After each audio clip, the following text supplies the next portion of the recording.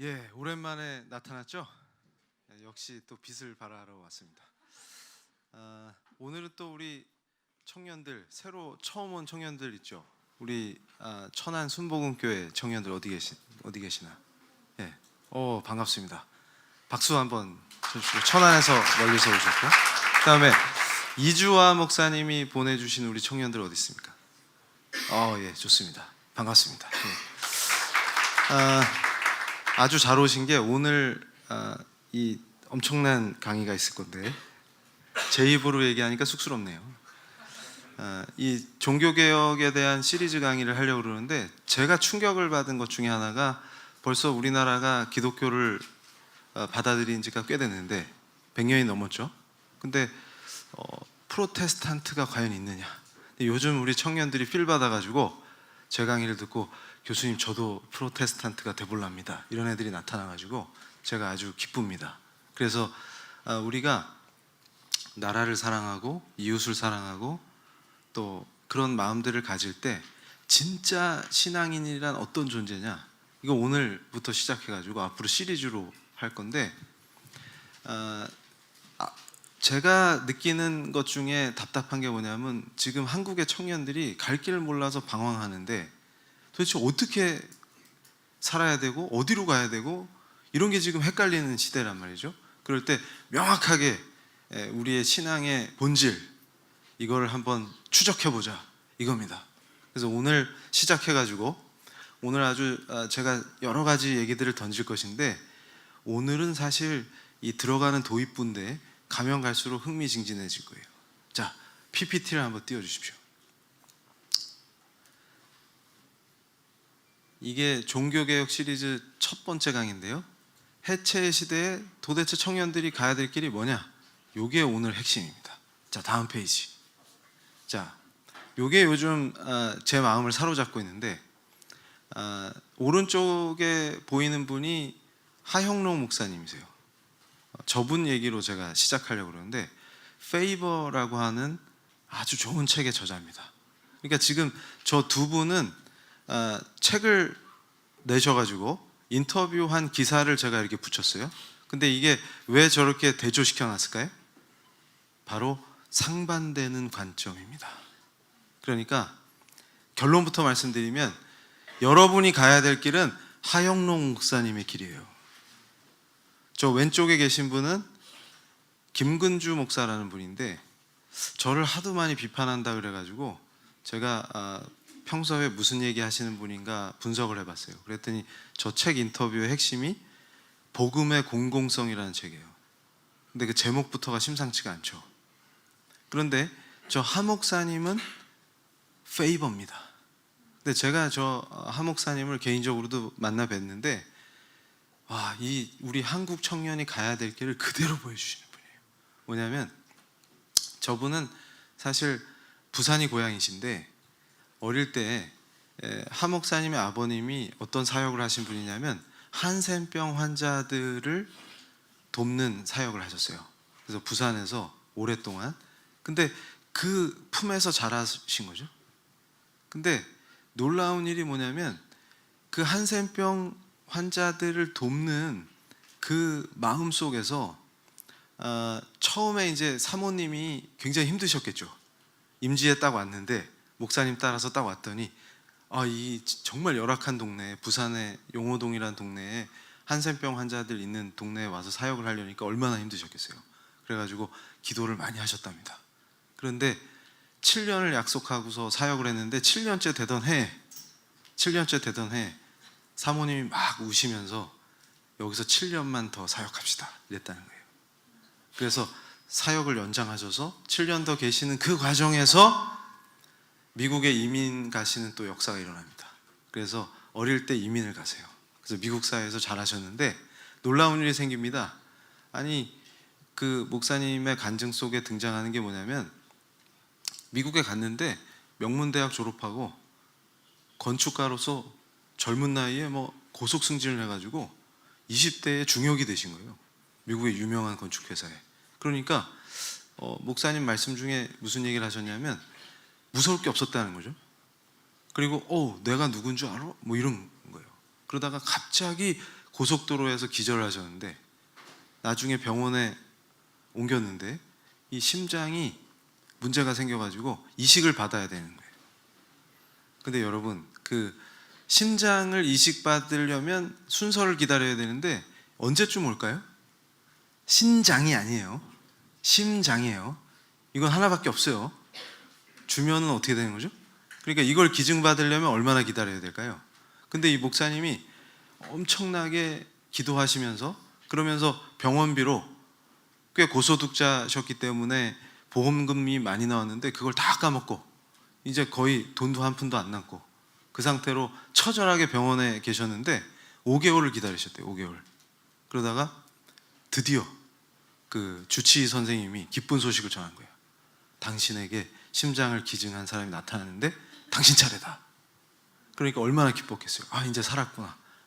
계속 하나님께 기도드렸는데 아, 이제 내가 사는구나 이렇게 생각하셨대요. 그런데 문제가 생겼어요. 이게 항상 크리스찬들의 고민입니다. 크리스찬이 아니면 고민할 필요가 없어요. 근데 항상 크리스찬이기 때문에 고민이 돼요. 뭐냐면 갑자기 아기 엄마가 환자로 들어왔는데 빨리 수술을 안 받으면 죽는답니다. 근데 하필 또 심장이야. 근데 의료진이 그 얘기를 하는 걸 들었어. 그러면 예수님을 모르는 사람은 고민할 필요가 없어요. 그 애기 엄마가 오든 말든 나하고 뭔 상관이야. 내 차례인데. 근데 희한한 게 예수 믿는 사람은 남의 일 같지가 않아, 이게 또. 그러니까 뭐냐면 자기는 5개월을 버텼단 말이에요, 지금. 그 이식 순서를 기다리려고. 근데 저분은 이틀을 못 버틸 거라는 거죠. 어떻게 할까 이제? 여러분 어떻게 하실래요? 어떻게 하실래요? 근데 사랑하는 아내와 애를 보면 살아남고 싶죠. 어떻게 하실래요? 근데 저 목사님의 결단은 정말 끝내줍니다. 주세요. 그 심장 저분 주세요. 저는 좀 더 버티면서 다음 차를 기다릴 테니까 저분 주세요. 그래서 제가 그 얘기를 딱 듣는데 아, 저게 쉬운 결단일까? 결코 쉽지 않죠. 근데 그걸 통해서 저분이 깨달은 게 뭐냐면 페이버라고 하는 단어의 의미입니다. 그러니까 이 페이버는 그 저 목사님 책에도 나오는데 정을 영어로 번역하려면 어렵죠. 정을 뭐라고 해야 돼요? 정 이러나요? 정을 어떻게 번역해야 돼요? 초코파이 이러나요? 초코파이. 그런데 페이버를 어떻게 번역할까요? 페이버를 한국말로 이제 거꾸로.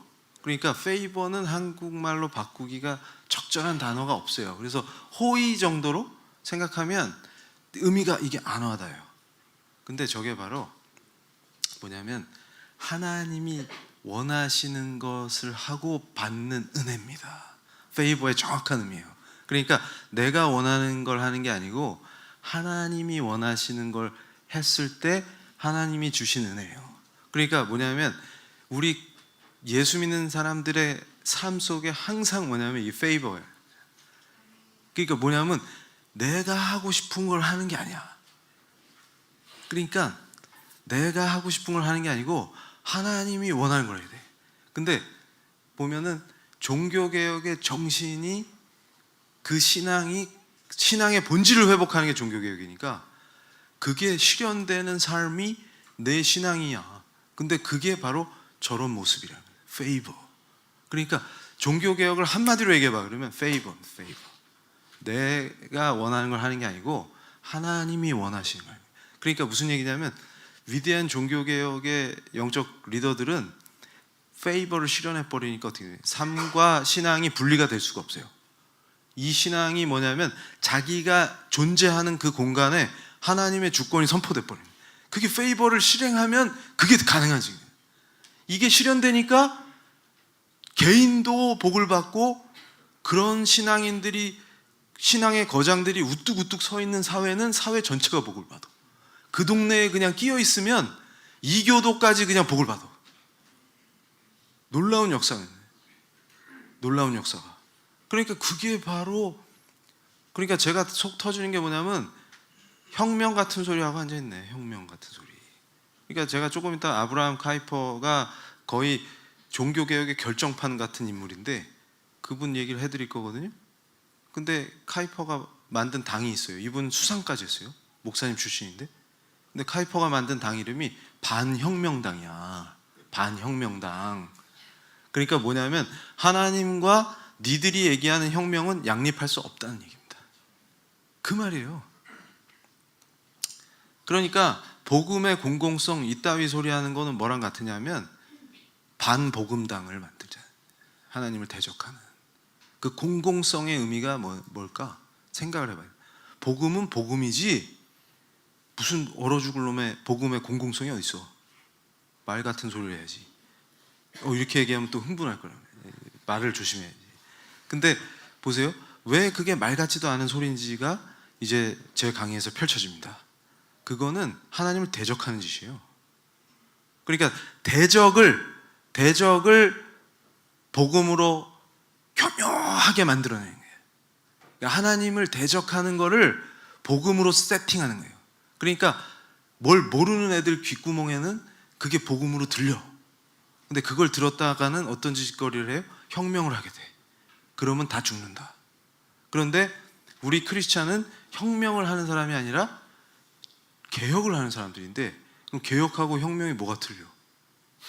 신앙의 본질을 회복하는 게 개혁입니다. 그러니까 무슨 얘기냐면, 그럼 개혁을 어떻게 해? 페이버를 합니다. 페이버. 하나님이 원하시는 걸 하는 게, 내가 원하는 혁명을 하는 게 아니라 하나님이 원하시는 걸 하면 돼요. 그러니까 저 목사님이 어때요?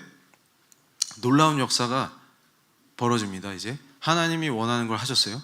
그러니까 그게 왜 계속 마음에 걸리겠어?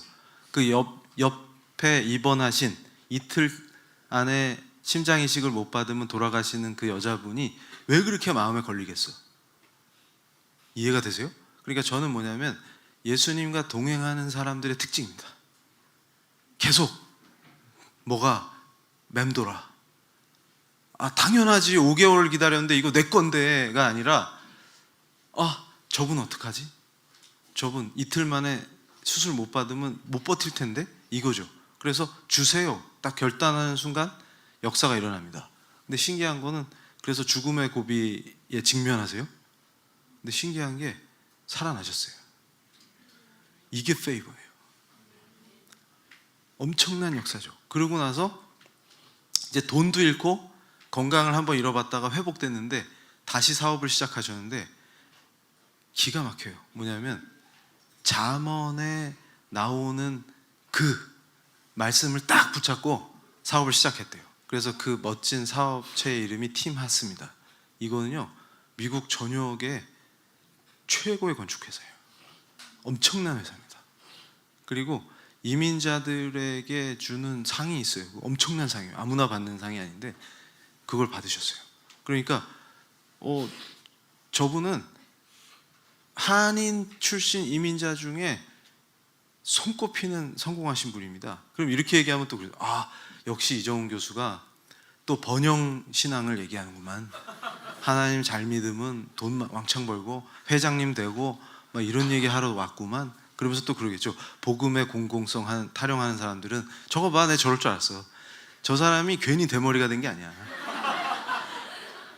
그런 걸 밝혀. 무슨 성공, 돈 막 이런 거. 그러니까 한국 교회가 저래서 망한 거야. 다 대머리 돼. 돈 밝혀가지고. 그러면서 하나님 잘 믿으니까 막 복을 주고 축복을 주고 막 그런 얘기 하러 왔어요. 그게 우리 청년들이 갈 길이에요? 그럼 제가 그러면 네.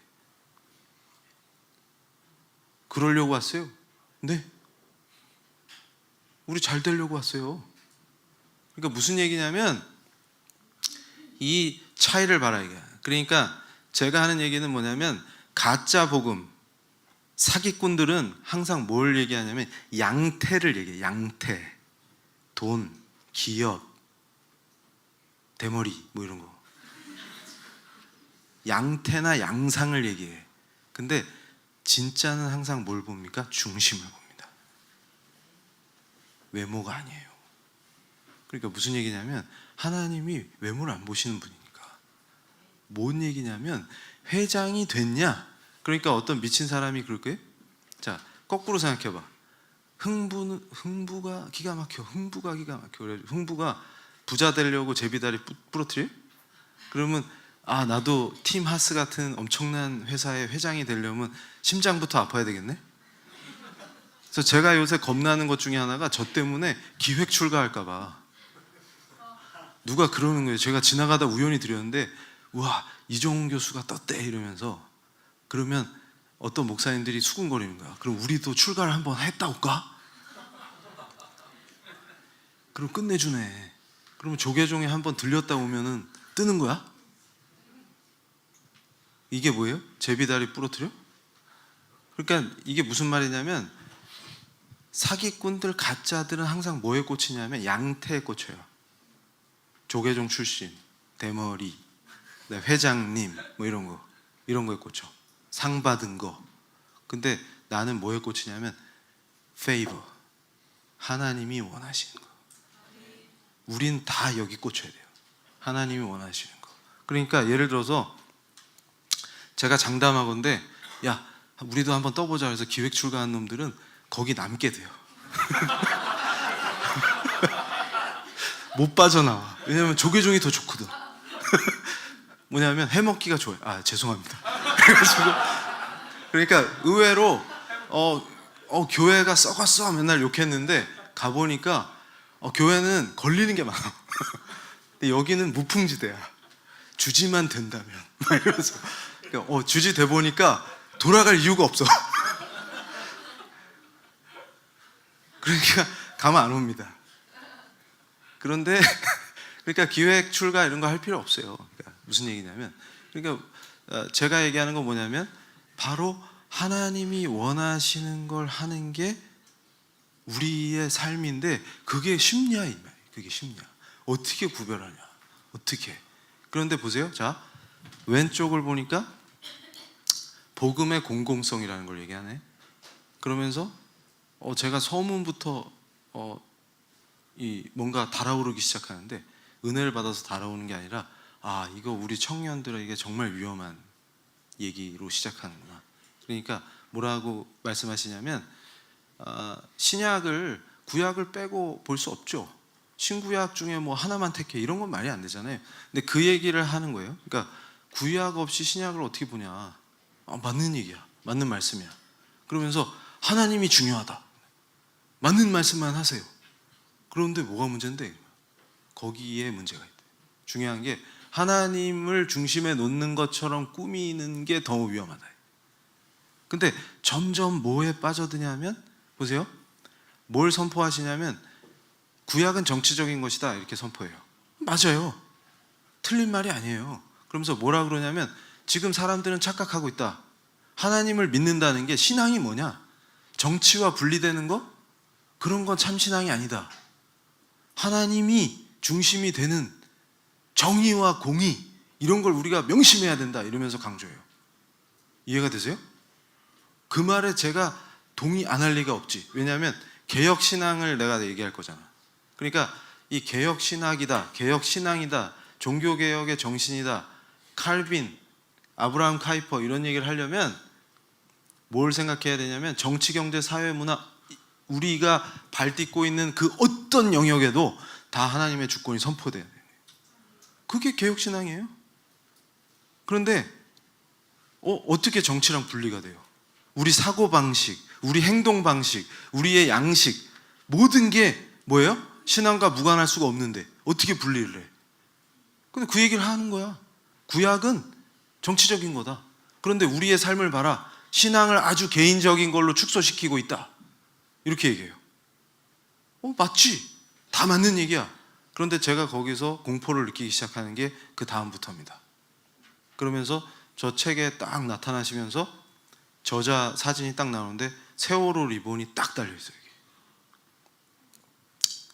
그래서 저는 거기서 간파했습니다. 뭐냐면 자, 그러면서 저분이 뭐라고 하셨냐면 교회는 동성애와 싸울 게 아니다. 약자를 위해서 싸워라. 이게 뭔 말이냐.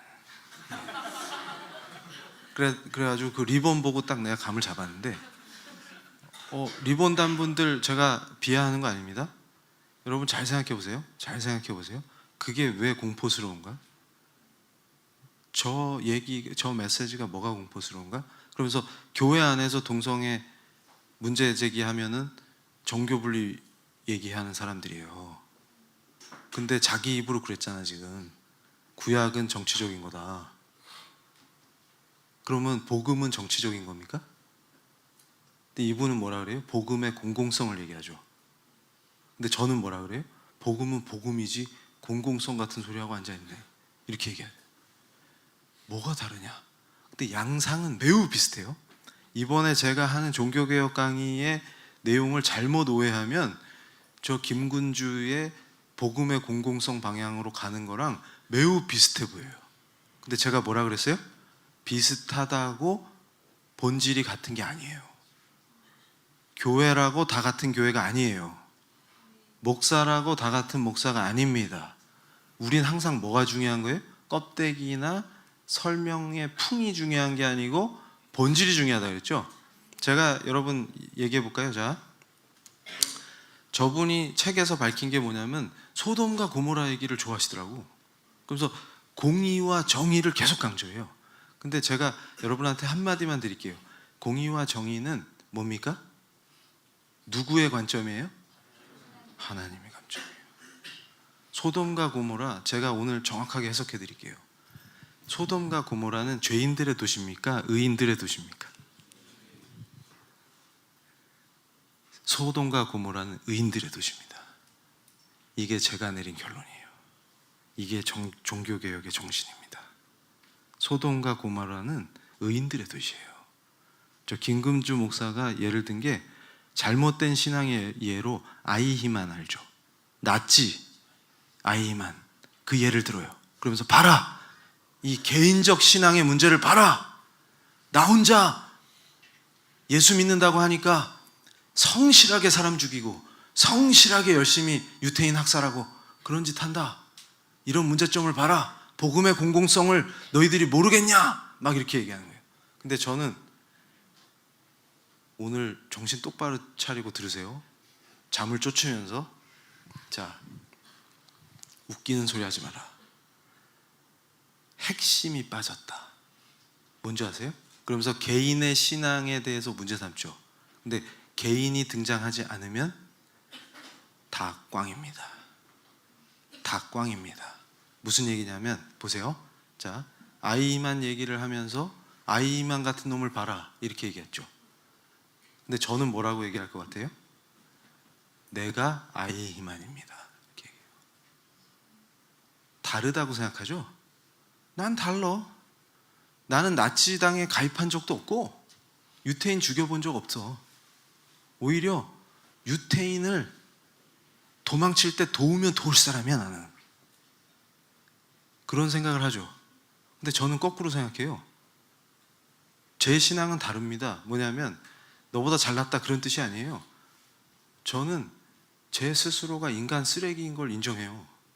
그러니까 만약에 나치가 창궐하던 그 시대, 바로 그 공공성을 강조하는 그 시대, 공동체를 강조하는 저자들의 머릿속에서의 그 정치의식, 공동체가 선이라고 하면 선이 됩니까? 다수가 선이라고 우기면 선이 됩니까?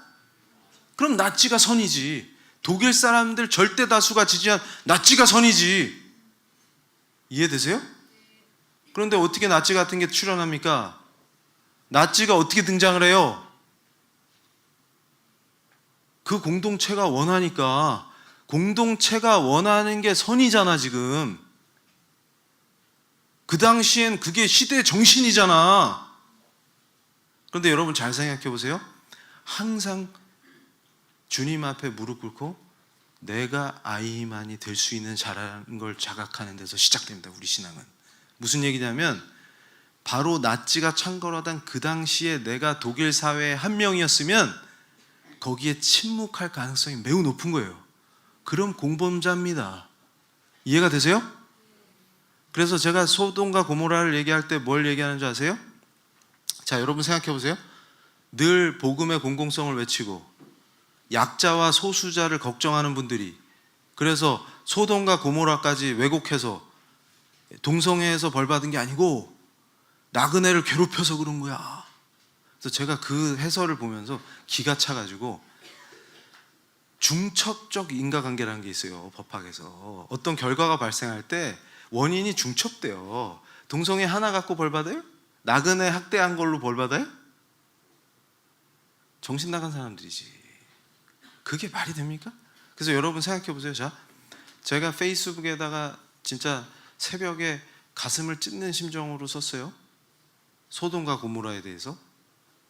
여기가 소돔과 고모라예요. 서울 땅이. 이해가 되세요? 제가 지금 충격을 받았던 게 봄이 온다라는 단어예요. 제가 봄을 좋아해요. 벚꽃 피면 버스커. 근데 그 봄을 좋아하는 제가 봄을 무서워해요. 봄이 온다. 설렘을 담은 표현이, 이거는 정말 무시무시한 얘기예요. 왜냐하면 우리가 바로 그다. 바로 아이만 같은 놈이다. 우리가. 무슨 얘기인지 필이 옵니까? 제가 서울에서 초저녁에 잠이 들었는데 새벽에 깼어요. 견딜 수가 없더라고요. 봄이 온다 때문에. 그 분홍색 속에 써놓은 봄이 온다 때문에. 그 봄이 뭡니까 도대체? 봄이? 그러니까 그래서 저는 이걸 뭐라고 표현했냐면 사이코패스 사회의 신앙과 봄이다. 왜 사이코패스예요? 여러분 생각해 보세요. 자, 북한 동포들이 지금 어떤 고통을 받고 있죠? 뭐 얼마 전에 TV에 보니까 뭐 서울이랑 별반 다른 것도 없다면서요. 그 뭐 다 휴대폰 들고 막 바쁘게 다니고 뭐 옷도 나보다 더 잘 입었던데? 뭐 그러면서 제가 깜짝 놀랐던 게, 탈북하신 분들이 요즘 죄책감을 느끼신대요. 그동안 북한의 현실을 얘기한 게 마치 사기친 것 같아서, 아니 저렇게 괜찮은 사회인데, 정상적인 사회인데, 그러면서 또 어떤 분들은 또 그게 속상하시다면서요. 왜 정상적인 지도자를 자꾸 모욕하는지 가슴이 막 아프고, 그죠? 이게 뭐예요? 사이코패스예요. 아이 힘안하고 뭐가 달라요? 다릅니다. 왜냐하면 아이 힘안은 자기가 의인이라고 외치지는 않아요. 근데 이 사람들은 자기들이 의인입니다. 굉장히 의로운 사람들이에요. 왠지 아세요? 늘 소수자 약자를 걱정하거든. 그러면서 소돔과 고모라 얘기를 하죠. 그런데 잘 생각해 보세요. 나그네가 누군 것 같으세요? 자유를 위해서 목숨을 걸었는데 이 땅에서 죄책감을 느끼는 그분들이 니들이 박해하는 바로 그 나그네야. 그걸 모르겠니? 목숨을 걸고 자유를 위해서 담을 넘었는데 그분들을 죄책감에 빠지게 하는 니들이 그 나그네를 박해하는 소돔과 고모라의 그들이야. 그러면 타임머신을 타고 우리가 소돔과 고모라로 가볼까요? 거기에 의인들이 얼마나 많은지? 스스로 악인이라고 하는 놈 있을 것 같아요? 다 의인이라고 하지. 그러면서 뭘 얘기해요? 정의를 외칩니다. 공의와 정의를 외칩니다. 그러니까 뭐예요? 그 성난 군중이 나그네 문을 막 두드려요. 내놔! 의롭거든. 이 혁명은 바로 뭘 의미합니까? 안희정이나 김기식 같은 애들이 일으켜서 만든 정의로운 사회예요. 무지하게 정의롭죠?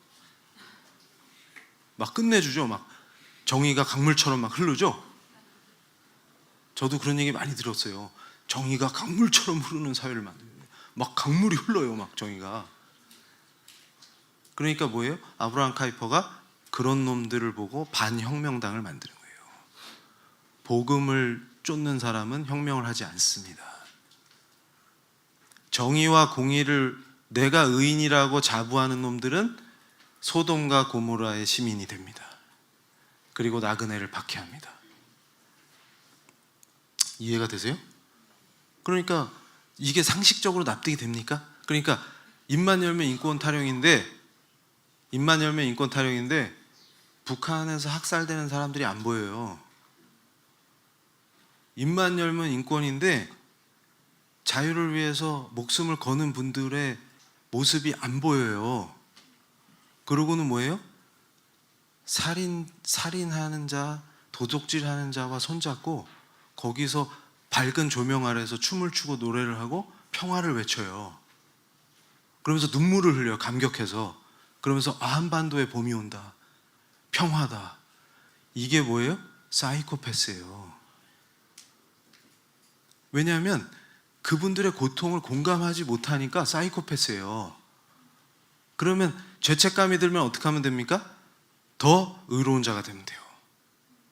과거에 제가 했던 것처럼 가멸찬 투쟁으로, 투쟁의 대오로, 투쟁 이러면서 인권을 외치고 누군가를 붙잡아서 막 물어뜯고 비판하고 이러면 더 센 의인이 돼요. 그리고 공공성을 외치고 정의와 공의를 외치면 돼요. 외친다고 그놈의 정의와 공의가 실현이 됩니까? 그럼 민주노총은 엄청난 의로운 집단이네. 정교조는? 그분들이 만든 세상은 과연 파라다이스가 될까요? 그러니까 제가 얘기하는 게 그겁니다. 공산주의는 애초에 출발부터 이건 악이에요. 왜 그런 줄 아세요? 의인이 없거든. 근데 죄인끼리 모여서 지상의 유토피아를 만들 수 있어요? 불가능하다. 그래서 저는 역설적으로 이 의인들이 만드는 세상을 생지옥이라고 봅니다. 이해되세요? 그러면 한 가지 예를 들어 드릴까요? 자, 저들이 말하는 공공성이 뭐냐? 이거예요. 영국에서 그런 사건이 있었습니다. 실제로 마이클 샌델이 정의론, 제가 그거 전문가예요. 또 쟤는 왜 이렇게 전문이 많어? 제가 전공이 법철학이잖아요. 무엇이 정의일까? 이거 맨날 고민하는 사람이에요. 그런데 여러분 생각해 보세요. 영국에 이런 사건이 있었어요. 배가 있었는데 조난을 당했어요. 구조가 안 돼. 근데 고아인 청년이 하나 있어요. 17살짜리. 얘가 바닷물을 한 모금 먹어버렸어. 못 참고. 너무 목이 말라갖고. 그럼 얘는 그냥 놔두면 죽죠. 그러면 나머지 선원 같이 배에 타고 있는 사람들이 얘를 계속 쳐다봐. 군침을 흘리면서. 이해가 되세요? 왜냐하면 얘는 어차피 죽어요. 바닷물을 마셔버렸기 때문에. 그리고 얘를 기다려줄 아무 일가 친척이 없어요. 그래가지고 결국 잡아먹습니다. 그래서 법정에 쓰게 돼요. 그때 법정에서 논란이 되는 거예요. 이럴 때 여러분 공리주의라는 게 있어요. 최대 다수 최대 행복. 그러니까 어차피 죽을 애를 좀 먹었다. 정당화될 수 있을까요? 라는 질문을 던졌을 때 논쟁이 막 되겠죠. 논쟁이 막 되겠죠. 이해되세요? 상황이 지금? 그러면 우리는 뭐죠? 우린 또 뭐야? 구별되는 신앙인. 우리에게 여기서의 행동을 물었어요. question. 그러니까 무슨 얘기냐면 인간의 삶 속에서 정의란 무엇인가? 이걸 이론화해보자. 그게 제 직업이라고요. 답이 뭐예요? 답이 없다예요. 답이 없다예요. 답이 없어요. 이해가 되십니까? 근데 항상 최악의 상황을 만드는 자들이 있어요. 의인들입니다. 그래서 제가 결단코 소돔과 고모라는 의인들의 도시다 이렇게 얘기하는 거예요. 근데 여기서 무릎을 꿇고 나는 죄인입니다 하는 사람들이 모이면 그 공동체 굿. 그러니까 무슨 얘기냐면 아이히만 같은 놈들의 신앙을 비판하는 게 아니라 내가 아이히만입니다. 내가 그 시대에 살았으면 아이히만의 모습을 보고도 침묵했을 가능성이 높은 바로 그 죄인이자 공범입니다. 이렇게 얘기하는 사람이 가능성 있는 사람이에요. 뭐냐면 페이버를 실천할 수 있는 그런 사람인 거예요. 차원이 달라지는 거예요. 이해가 되세요? 의인들이 만들면. 그래서 저는 그럽니다. 그 노란 리본 그것만 보면 전 질식할 것 같아요. 그러면 그러겠죠. 이정훈 교수 본색이 드러났어. 너는 슬퍼할 줄 몰라? 네가 바로 사이코패스야. 제가 영국에 영구년 가 있을 때 세월호 사건이 터졌어요. 굉장히 가슴이 아팠습니다. 연일 영국 언론이 세월호 사건을 다뤄요. 그때마다 얼굴이 화끈화끈거려요. 창피해가지고.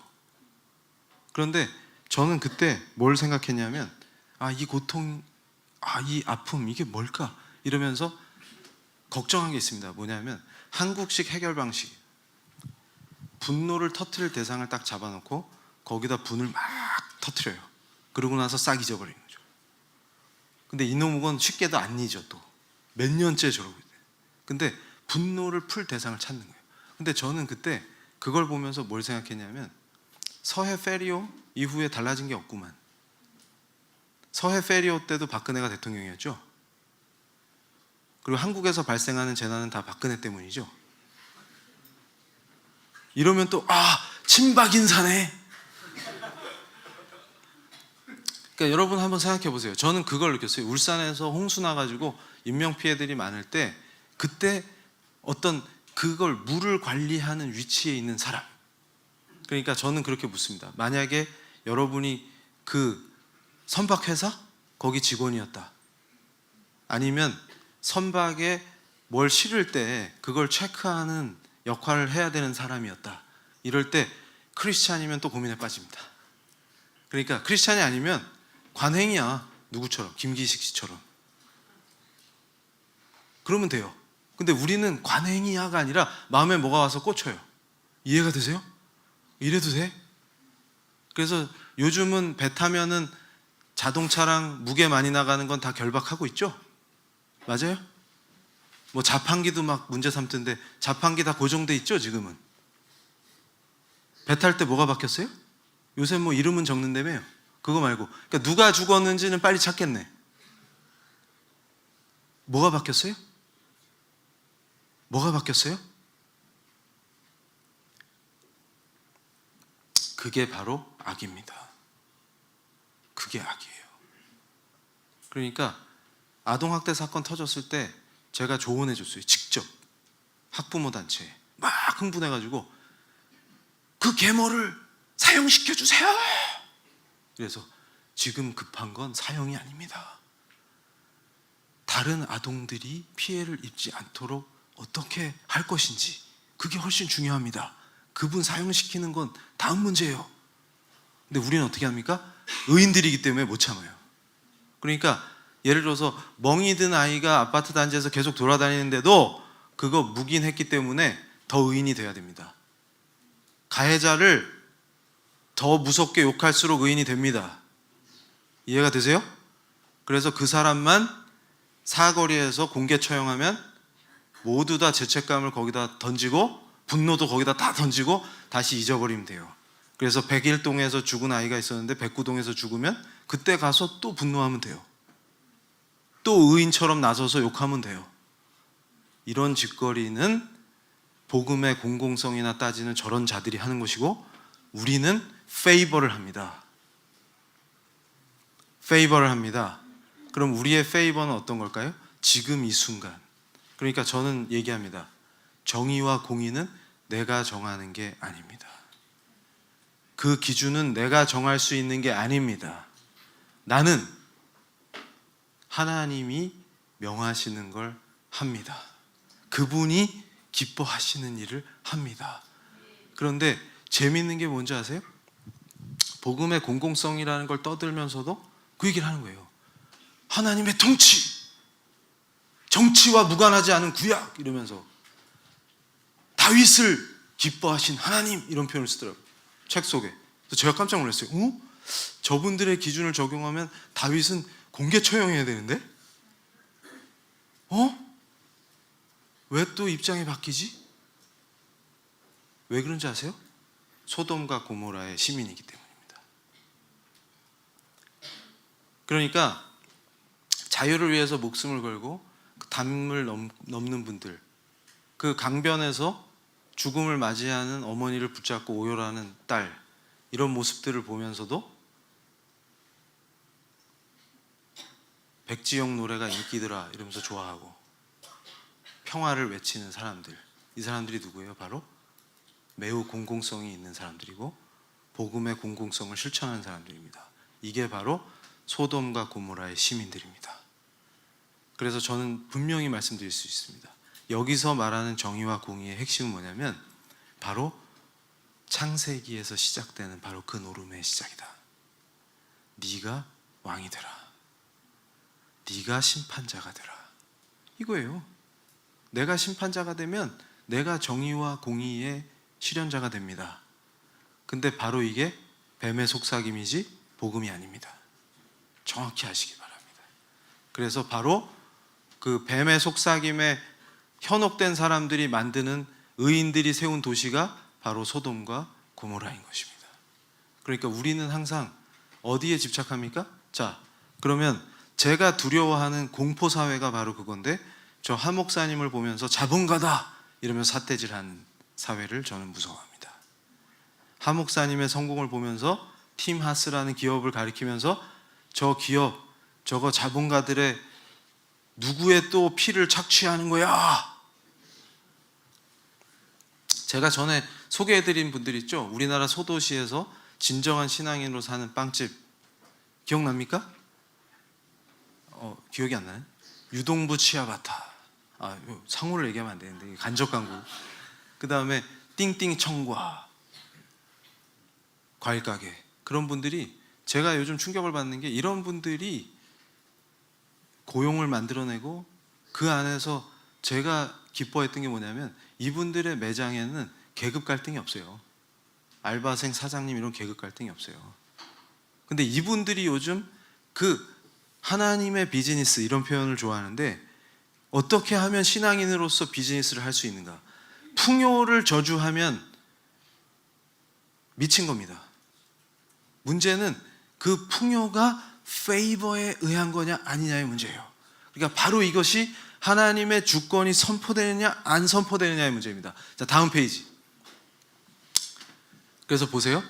페이버의 어원을 지금 하 목사님이 설명해 주고 있는데, 하나님의 뜻대로 살기 위해 노력하는 이들에게 주시는 은혜입니다. 정확하게 표현하면 이걸 가슴에 딱 꽂으세요.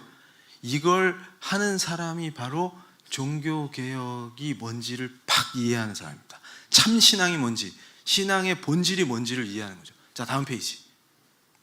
자, 그래서 이걸 제가 강력하게 얘기합니다. 우리 청년들의 길, 아브라함 카이퍼의 투쟁입니다.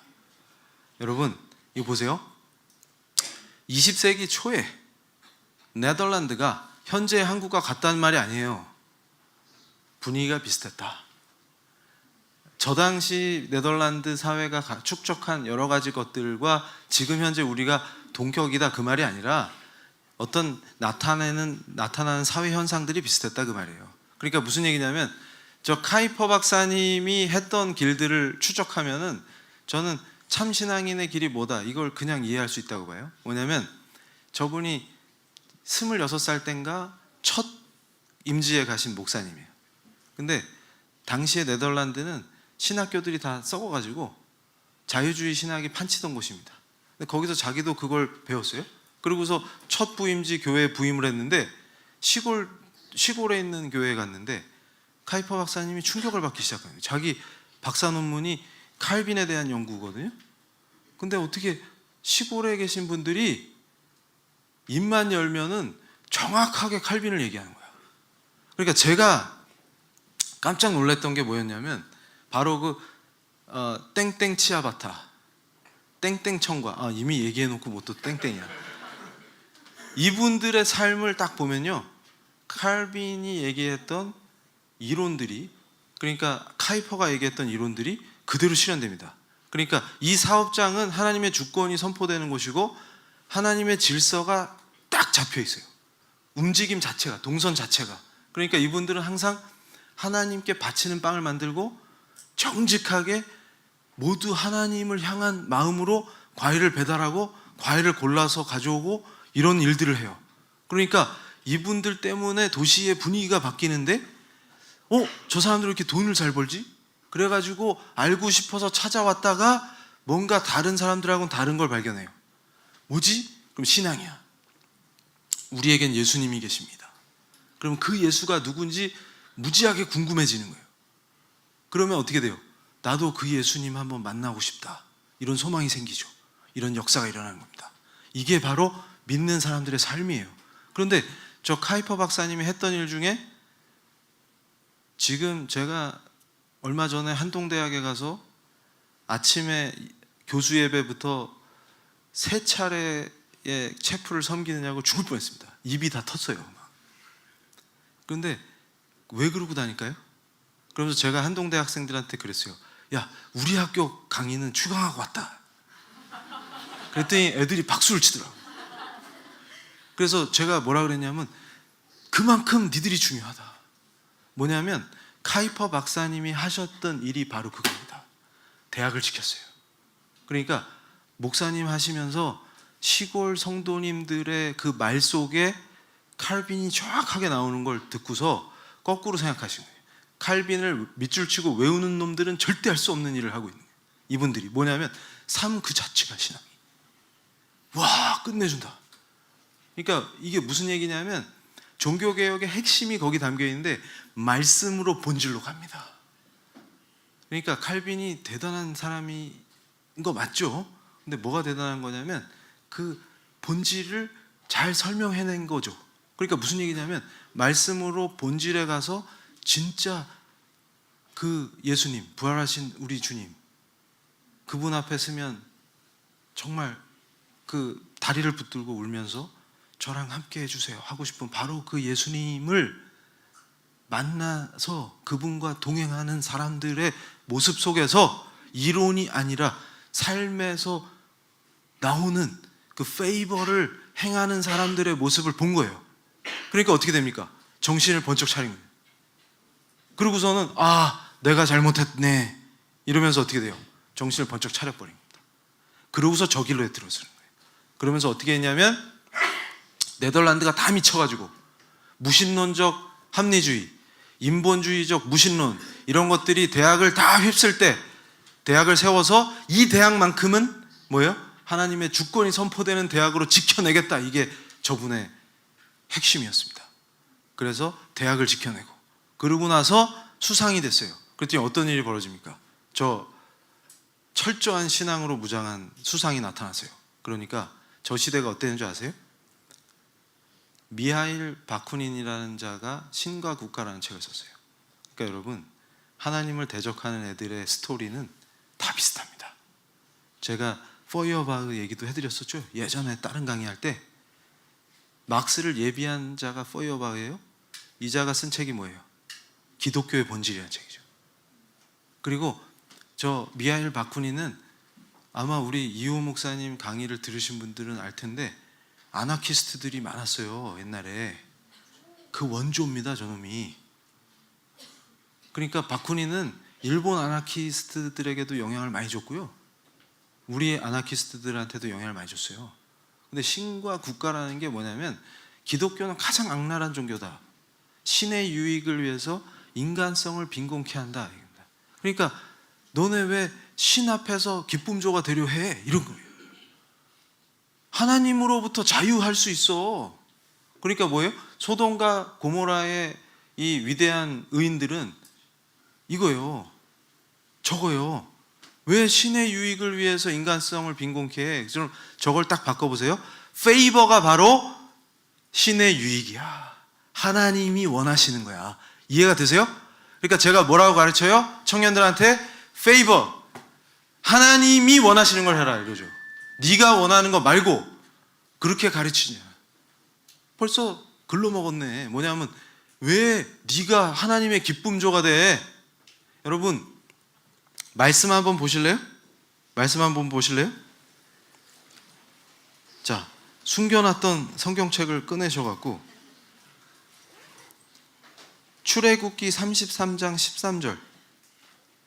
내가 참으로 지금 뭐 시간 없으니까 그냥 읽을게요. 주의 목전에 은총을 입어 싸우면 원하건대 주의 길을 내게 보이사 내게 주를 알리시고 나를 주의 목전에 은총을 입게 하시며 이 족속을 주의 백성으로 여기소서. 이게 바로 여기서 말하는 은총이 페이버입니다. 영어 성경에 보면 정확하게 페이버로 돼 있어요.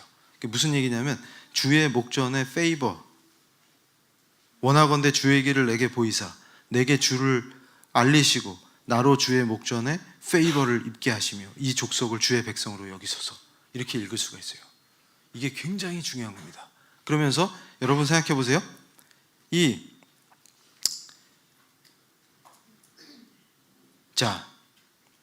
아브라함에게 하신 얘기가 또 창세기 18장 19절에 나와요. 내가 그로 그 자식과 건속에게 명하여 여호와의 도를 지켜 공의와 정의를 행하게 하려고 그를 택하였나니 이는 나 여호와가 아브라함에게 대하여 말한 일을 이루려 함이니라. 이러면서 저 복음의 공공성을 외치는 분들이 창세기 18장 19절을 자주 인용합니다. 근데 여기서 놓쳐서는 안 되는 게 뭐라고요? 아까 제가 읽어드린 그 페이버와 연결해서 생각해야 됩니다. 정의와 공의는 내가 기준하거나 마이클 샌델의 정의란 무엇인가를 읽고 판단하는 게 아니라 누구의 것입니까? 하나님입니다. 기준이. 나는 그거를 페이버로 실천하는 자예요. 그런데 여러분 보세요.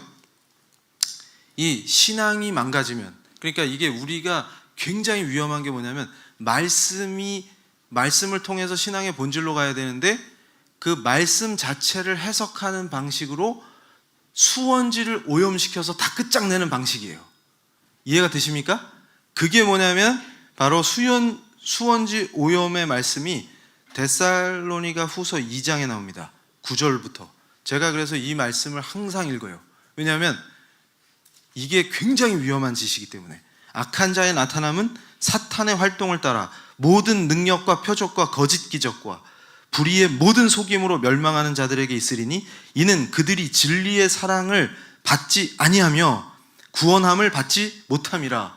이러므로 하나님이 미혹의 역사를 그들에게 보내사 거짓 것을 믿게 하심은, 답이 12절에 나와요.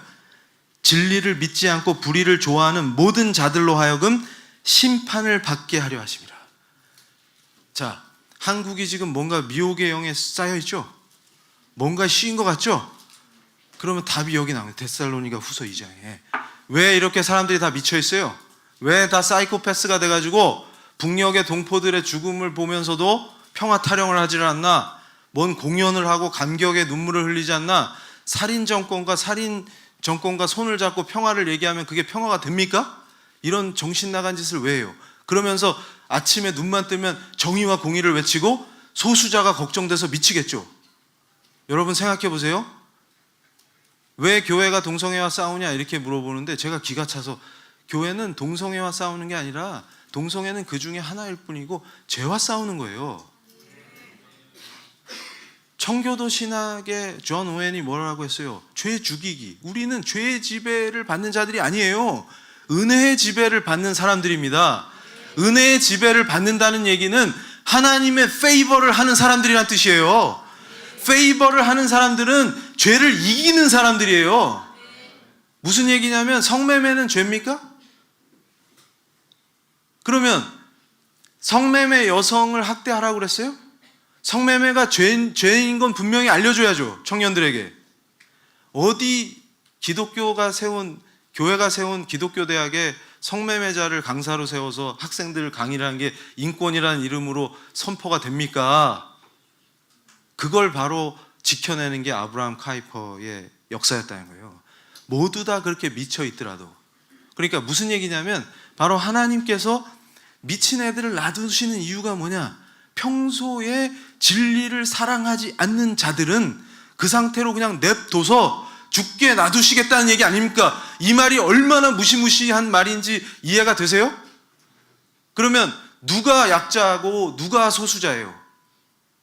그러니까 성매매 하시는 분들을 사랑의 마음으로 주님을 전하고 그분들이 그 구렁텅이에서 빠져나오게끔 기도하는 거지.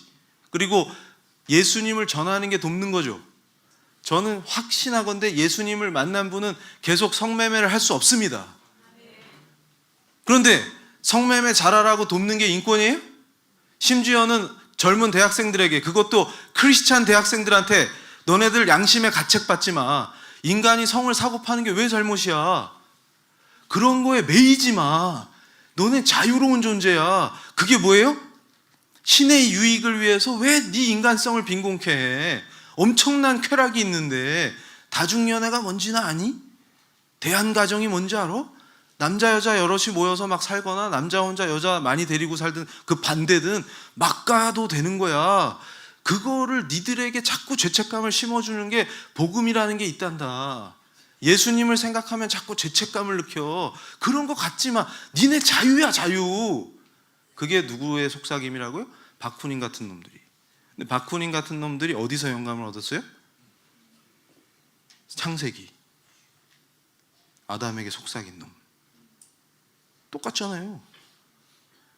공산주의의 출발이 포이어바라 그랬죠. 막스는 그걸 체계화한 놈이고, 놈자 붙이니까 또 불편해요? 존경스러운 그 막스 선생님을 감히? 그런데 여러분 생각해 보세요. 바로 그 포이어바흐가 기독교의 본질에서 뭐라고 얘기했습니까?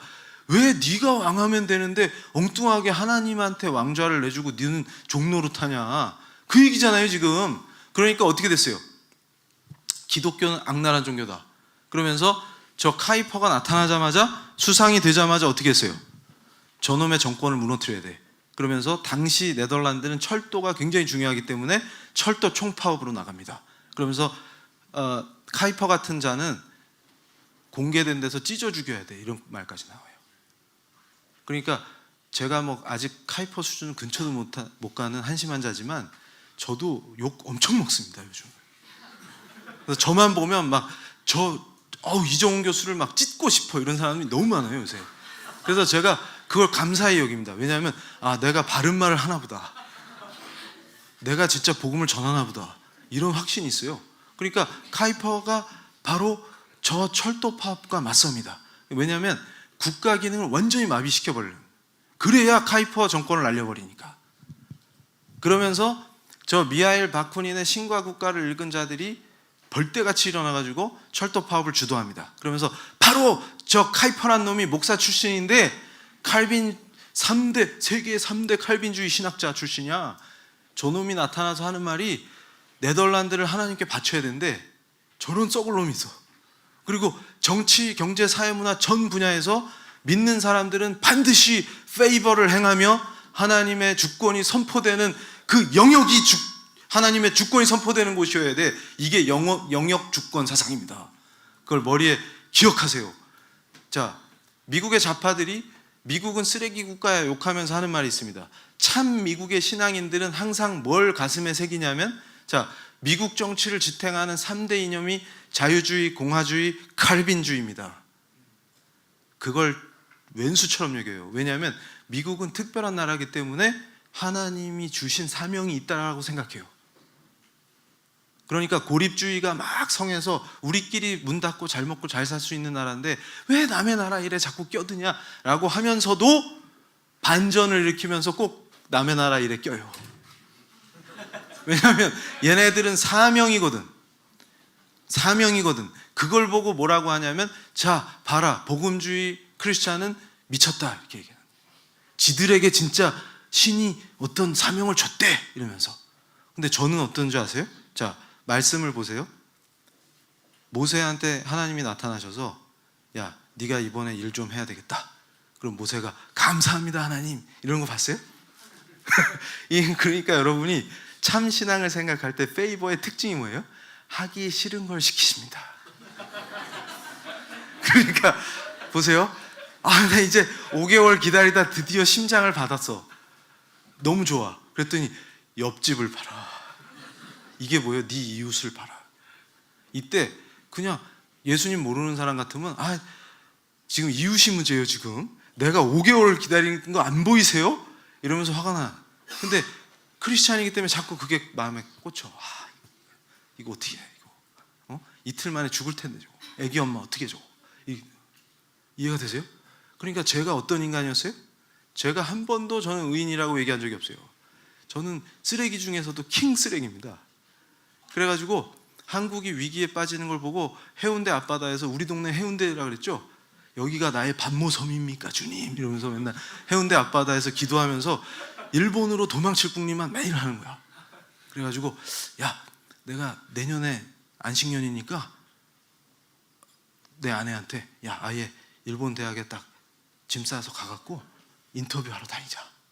그래서 확실히 옮기는 거야.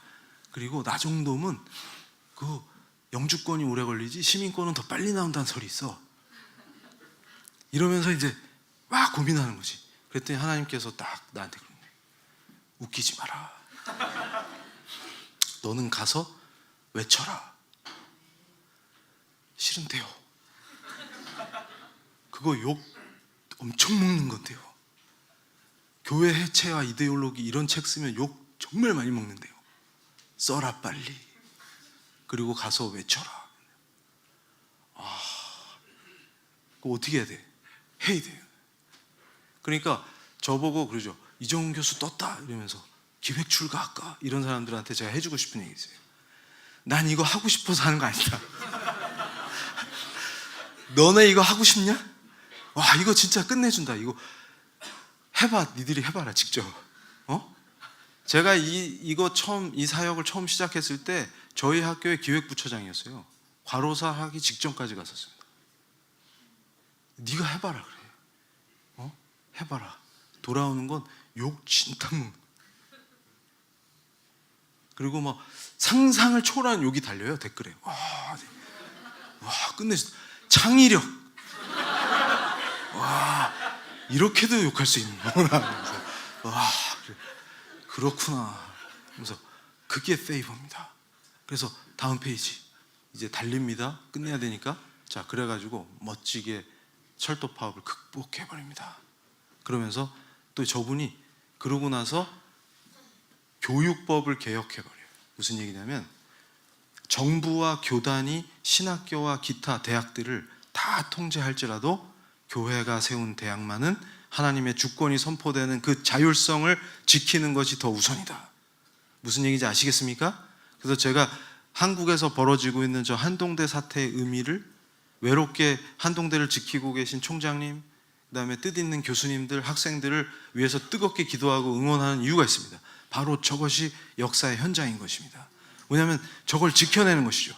그러니까 감히 교회가 세운 대학에 들어와서 함부로 국가 권력이 감나라 배나라 하고, 그리고 이것이 인권이니까 애들을 인권으로부터 보호하겠다고 하고, 이런 것이 바로 자유를 침해하는 강력한 권리 침해다.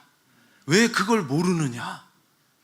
이 땅에 소위 인권이 보장되는 아름다운 나라의 출발은 뭐냐면 바로 그 자유를 보장하기 때문이다. 무슨 얘기냐면 이건 택도 없는 얘기예요. 기호는, 취향은 권리가 될 수 없습니다. 그걸 제가 3박 4일 동안 강의해 줄 수 있어요. 기호와 취향은 권리가 될 수 없습니다. 단지, 자, 여러분 생각해 보세요. 그 한동대에 초빙했던 강사들 마음껏 강의할 수 있습니다. 한동대 밖에서. 누가 막습니까 그걸? 근데 왜 그걸 굳이 학교 안까지 끌어들여올까요? 바로 복음의 공공성을 외치는 자들의 특징입니다. 자유를 존중하지 않습니다. 그럴 때 위대한 하나님의 사람은 당당히 서서 대학을 지켜버립니다. 그리고 교육법을 개혁해서 사립대학은 그 대학의 자치와 자율성이 훨씬 다른 것보다 우선한다, 이렇게 해버리는 겁니다. 그래서 교육부가 감히 간섭하지 못하게 만드는 교육개혁을 해버리십니다. 철도 파업을 극복하고. 그러니까 어떤 일이 벌어집니까? 자, 네덜란드 정치 전통이, 제가 예전에 서울대에서 강의했을 때도 바세나르 협약이라는 걸 얘기했었는데요. 이게 뭐냐면 우리나라 노사정위원회의 모델이 된 겁니다. 뭐냐면 노동이라고 하는 개념의 패러다임 자체를 바꿔버린 거예요. 그래서 제가 맨날 한심한 저 공공성 타령하는 자들, 복음, 심지어는 이제 복음의 공공성까지 나오냐 하다 자들에게 해주는 얘기가 있습니다. 야, 바세나르 협약이라는 걸 봐라. 뭐냐면 여러분 생각해 보세요. 제가 대학에서도 맨날 떠드는 헬조선 타령하는 교수들한테 한번 제가 들이받은 적이 있습니다. 진짜로 받은 게 아니고 말로 하도 뭐 헬조선 타령하면서 애들을 그런 회사에 보내야 돼 뭐 이러면서. 그래서 제가 그랬습니다. 그럼 교수님이 얘기하시고 싶은 대안은 뭡니까? 헬조선에서 탈출하려면 어떻게 되는? 고조혁명을 합니까? 그래서 애들을 다 협동농장이나 수용소로 보내면 고조 취업 걱정이 없습니다. 그런 겁니까? 그건 아니래. 그럼 뭔데 그러면? 그래서 제가 그랬어요. 그러면 교수님 생각에 앞으로 한국이 10% 경제 성장을 매년 찍을 수 있는 가능성이 있습니까? 그러면 졸업하는 대학생들을 다 어떻게 완전 고용을 하죠? 그래서 제가 그랬습니다. 아, 교수님의 묘안은 이런 거였군요. 우리가 다시 베트남처럼 경제를 다 말아먹어서, 요즘 베트남이 잘 나가잖아요. 옛날 베트남처럼 다 말아먹은 다음에 다시 시작하면 완전 고향이네. 10%씩 찍을 수 있으니까. 그걸 하자는 말씀이십니까? 이거죠. 그러면서 맨날 저 미제국주의자 타령해갖고 그래서 내년에 나하고 또 영군형 경합을 벌이셔야 되겠네. 교수님 어디 가시려고? 미국. 제국주의자들 괜찮아요? 애들 때문에. 그럼 네 애들은 미국 가고 다른 집 애들은 한미동맹 깨져가지고 다 죽고 그런 거였어? 그런 거지 같은 것들에게 속아서는 안 됩니다. 제가 분명히 말씀드린 건 뭐냐면 카이퍼의 모습을 보십시오. 저 결단한 하나님의 사람, 저 한 사람이 네덜란드를 구하는 거예요. 바세나르 협약이라는 건 멋있는 게 뭐냐면 이제 더 이상 9시에 출근해서 6시에 퇴근하는, 그 다음에 잘릴 때까지 평생 직장, 이런 개념은 네덜란드에 있을 수 없다. 80년대 초에 대타협을 이뤄낸 거예요. 왜냐하면 노동자들도 아는 거예요. 이제 우리가 무리한 얘기를 하면 다 죽겠구나. 그러니까 정부와 기업과 노조가 대타협을 이룰 수 있었던 것이죠. 그래서 노동의 기본 패턴이 시간제 근로가 맞다. 대신에 시간제 근로를 하는 사람이 차별받지 않도록 법을 잘 세팅하자. 이 합의가 가능한 거예요. 그럼 만약에 한국에서 노사정 협의회를 만들었어요. 위원회를 만들었어요. 바세나르 협약 같은 거 할 수 있어요, 없어요? 그럼 왜 안 되죠? 그럼 서로 사태지하게 돼요. 쟤 때문에. 근데 제가 지목하는 건 민주노총이 있는 한 불가능합니다. 그 의인들은 어떻게 해야 됩니까 도대체? 그러면서 맨날 세습을 반대하는데 예외가 있어요. 자기 애들, 자기 직업 세습하는 거. 지금 대기업에서 노조가 세습하죠? 그 다음에 또 뭐예요? 저기 북한의 김 씨가 세습하는 거. 그러면서 JTBC가 교회야, 이런 분들은 JTBC가 세습이라는 걸 몰라요. 이해가 되세요? 그런 게 다 의미 없는 얘기입니다. 그래서 우리가 가야 될 길은 명확합니다. 저 한 사람 덕분에 네덜란드가 지금은 또 자유주의 신학과 무신론적 합리주의가 판치는 나라가 됐지만 그 사이에 저 한 사람이 끼친 영향력이 엄청나다. 그리고 저분이 미국 정치에 끼친 영향이 또 엄청납니다. 그러니까 무슨 얘기냐면 저 한 사람을 통해서 하나님은 항상 엄청난 일을 하십니다. 근데 저는 확신하는 게 뭐냐면 카이퍼 박사님도 아마 그러셨을 거예요. 카이퍼야, 일어나서 빛을 발하라. 근데 저분도 많이 발하고 있어요 지금. 전면부를. 그랬을 때 저분은 그러셨을 겁니다.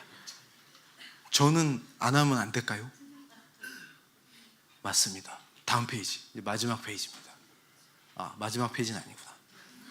이거 엄청 길어야 되는데 지금 큰일 났다. 끝날 때 다 돼가지고. 그래서 여러분 보세요. 마르크스, 프로이드, 니체.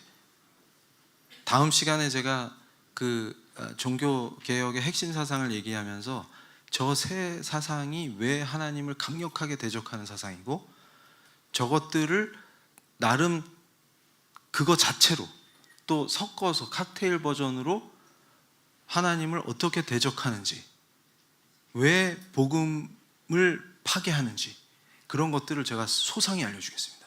저것과 그러니까 여러분들이 깨달으셔야 되는 이 핵심은 뭐냐면, 구속사 대 대적사입니다. 우리가 살 길은 뭐냐? 바로 그 종교개혁의 빛나고 위대한 신앙을 회복하는 길 외엔 없다. 저것들을 물리칠 길은 뭐냐? 우리가 페이버를 하는 바로 그 참신앙의 길에 서는 것밖에 없다. 저것들이 우리를 굉장히 사로잡죠. 그럼 복음의 공공성이라는 말이 어떻게 나오게 되냐면 저런 이데올로기를 탑재한 다음에 말씀을 읽으면 그렇게 됩니다.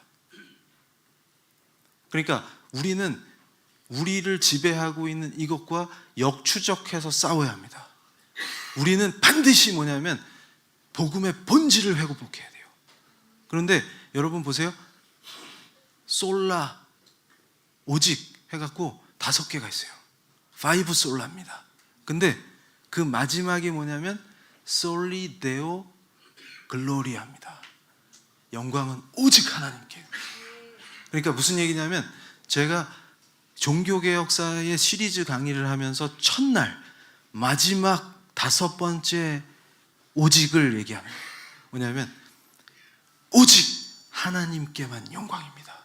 그것은 바로 페이버를 실행하는 자들만이 알 수 있는 복음의 진수요 신앙의 본질인 것입니다. 마지막 페이지 보여주세요. 진짜 마지막입니다. 전 막스 베버라는 사람이 자본주의가 어떻게 서양에서 등장하느냐를 설명하면서 프로테스탄티즘의 윤리를 얘기하죠. 위대한 신앙입니다. 근데 여러분, 소명과 예정설의 관계 같은 게 신학적으로 매우 중요해요. 그러니까 베버가 분석한 게 바로 그 점입니다. 그러니까 여러분, 누가 구원받았을까? 나는 구원받은 사람일까? 예정설의 관점에서 생각해 보세요. 그런 쓸데없는 거 생각할 시간에 소명을 하면 됩니다. 왜냐하면 그건 네 영역이 아니야.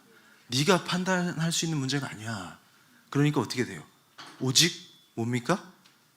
명하시는 거. 얘야, 일본으로 가는 게 아니다. 이 타이밍엔 가서 외쳐라. 그럼 저는 안 되는데요. 이러다가 알겠습니다. 하겠습니다. 욕을 얼마나 먹든지 저는 하겠습니다. 왜냐하면 페이버니까. 그게 뭐예요? 소명입니다. 그러니까 무슨 얘기냐면, 자, 하영록 목사님 처음에 페이버로 시작했죠. 하 목사님이 가장 끝내주는 프로페셔널, 끝내주는 지식인, 최고의 엔지니어죠. 이해되세요? 그게 뭡니까? 하나님 앞에서의 내가 항상 그분께 바치는, 내 영역 안에서는 하나님께 바쳐야 되기 때문에, 내가 빵을 만드는데, 하나님께 바칠 빵을 만드는데 아무거나 넣고 라면 스프 타갖고 만들겠습니까? 각설탕을 막 10개씩 넣겠습니까? 하나님이 드실 빵인데. 이해되세요? 최고의 빵을 만듭니다. 그게 바로 우리예요. 이해되십니까? 그러니까 우리가 할 수 있는 게 뭐예요?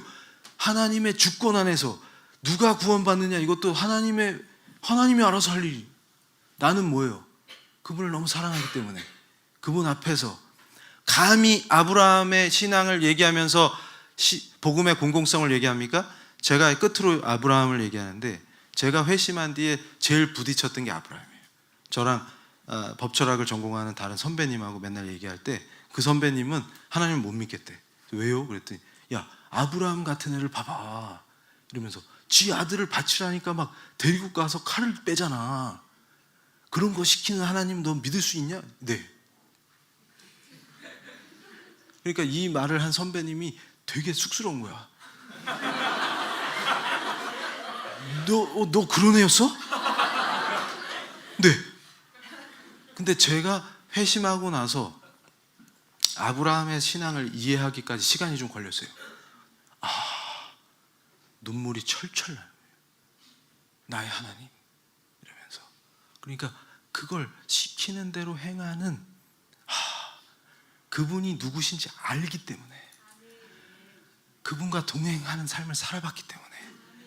그러면서 아브라함이 정의와 공의의 상징이래, 복음의 공공성이란 책에서. 그래서 제가 기가 차서 난 아브라함 같으면 친구도 안 할 것 같다. 그게 저랑 친구하기 싫으시죠? 비슷한 거예요. 난 그런 인간이에요. 야, 진짜 창피한 거야, 아브라함이 한 짓들 보면. 근데 왜 믿음의 조상입니까? 온리 솔라 피데. 나의 하나님, 그 산에서 아들을 바치는 그러면서 가슴이 메웁니다. 우리 예수님이 그 십자가에 매달리시는 그 모습이 선명해지면서 그 앞에 무릎을 꿇죠. 그러면서 말합니다. 그 부활하신 예수님을 보면서 나의 주, 나의 하나님. 그 신앙 고백이 바로 우리의 고백인 것입니다. 이것이 바로 신앙의 본질이요 종교개혁의 본질인 것입니다. 그래서 이제 그 종교개혁의 역사를 향해서 이제 다음 시간부터 존 위클리프 후스를 찍고 달려갑니다. 그래서 이제 뭡니까? 오늘은 카이퍼가 나왔는데 역순으로 갑니다. 왜냐하면 오늘 우리가 배운 거의 핵심은 뭡니까? 오직 하나님께 영광이었기 때문에 거꾸로 올라가는 거예요. 감사합니다.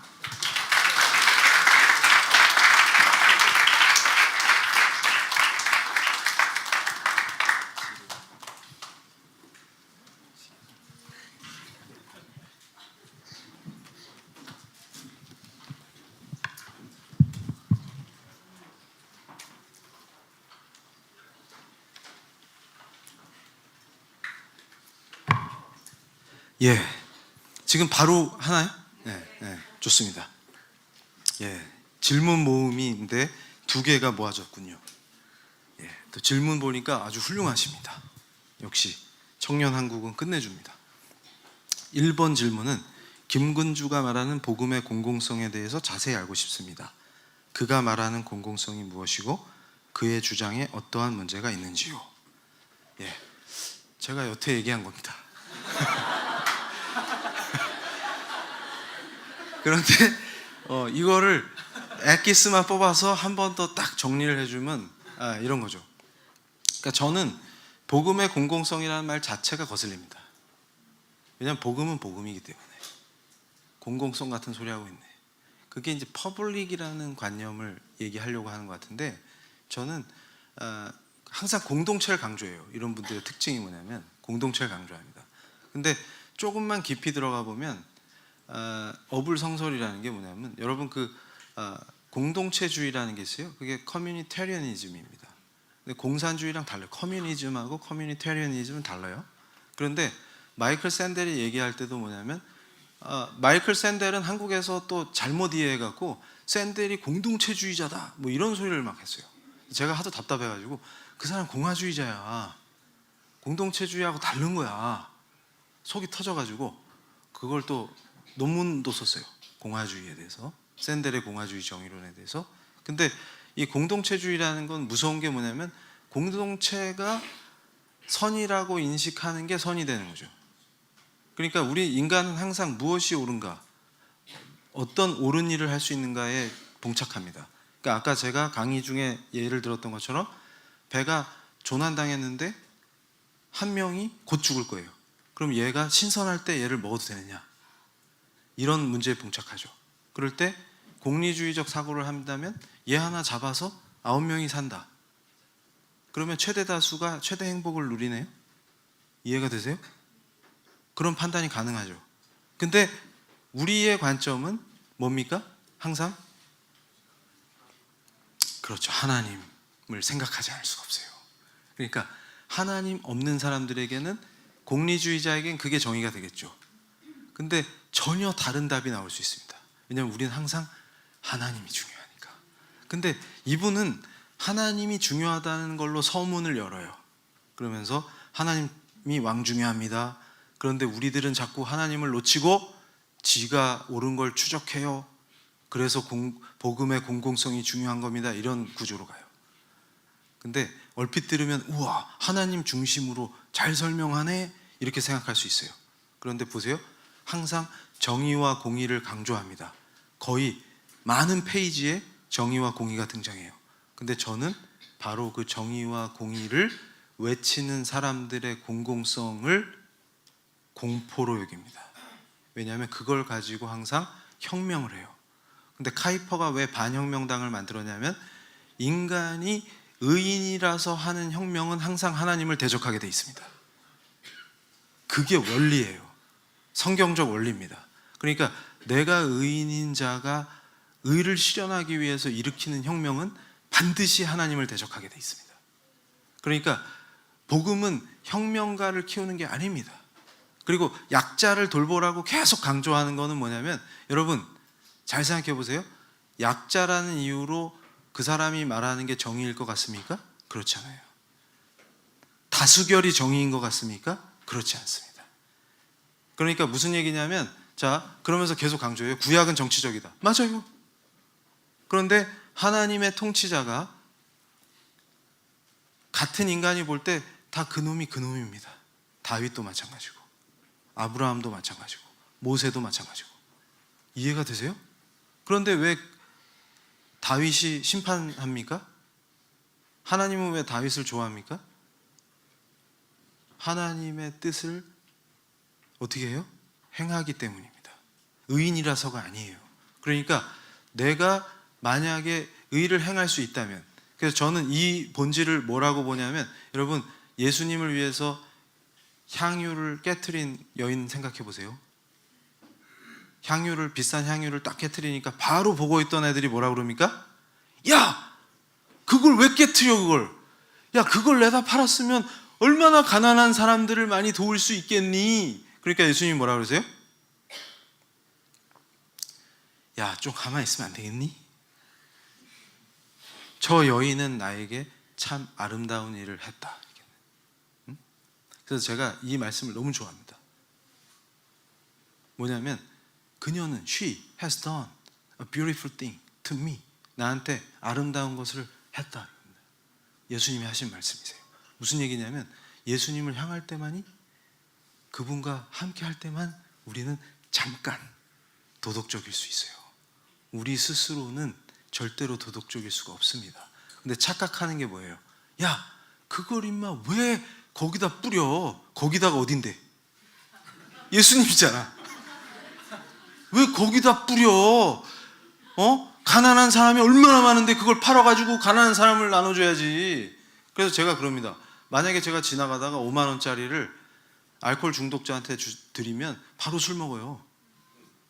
그게 가난한 자를 돕는 겁니까? 그렇죠. 술을 끊게 돕는 게 돕는 거지. 이해가 되세요? 웃기지 마라. 그러니까 니들이 말하는 복음의 공공성은 결국 뭐냐면 알코올 중독자 술값 대주고, 그건 공공성이 아니에요.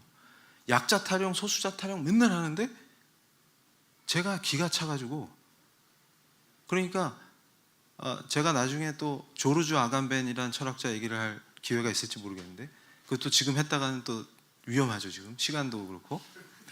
호모사케르라는 개념이 있습니다. 그랬더니 맨날 동성애자가 호모사케를 해. 그래서 제가 궁금해서 물어본, 도대체 한국 땅에서 동성애를 했다는 이유로 어떤 법의 제재를 받죠? 근데 궁금해서 물어보는, 성인 간의 합의하에 셋이 하든 넷이 하든 그 다자연애가 그렇게 좋다며, 그게 인권이라고 난리인데 그걸 누가 제재해요? 그걸 누가 제재합니까? 법으로 처벌받아요? 그냥 냅두잖아요. 니들이 알아서 하는데, 문제는 교회에서는 용납이 안 되죠. 죄니까. 음란이 어떻게 인권이 됩니까? 그러니까 지금 시대의 핵심이 뭐예요? 음란을 인권으로 구성하고 음란을 권리로 구성하려고 하는 거예요. 그게 자유다라는 거죠. 그런데 그거는 바로 하나님을 대적할 자유죠. 근데 그거는 인간이 죽는 길이다. 그러니까 여기서 말하는 복음의 공공성은 거꾸로 얘기하면 공공성의 복음이에요. 복음이지. 그러니까 제가 그러잖아요. 68혁명 설명하면서 음란한 세대에는 이게 복음이야. 이해되세요? 뭐냐면 내 행위를, 하나님 앞에서의 내 행위에 내 죄에 대한 죄책감을 덜어주는 이론이 복음입니다. 공공은 반드시 자기 이익을 위해서 움직여요. 그게 인간이기 때문에. 이해가 되세요? 그러니까 공화를 이해해야 되는데, 정치적으로. 그러니까 복음을 생각하는 우리 크리스찬은 뭐냐면 내가 철저한 하나님의 사람으로 그분이 원하시는 걸 행할 수 있는 사람들이 공적 영역에 모였을 때에 그 공공성을 얘기하는 겁니다. 근데 반대로 이 사람들은 공공성을 위해서 복음을 이해하라고 가르치죠.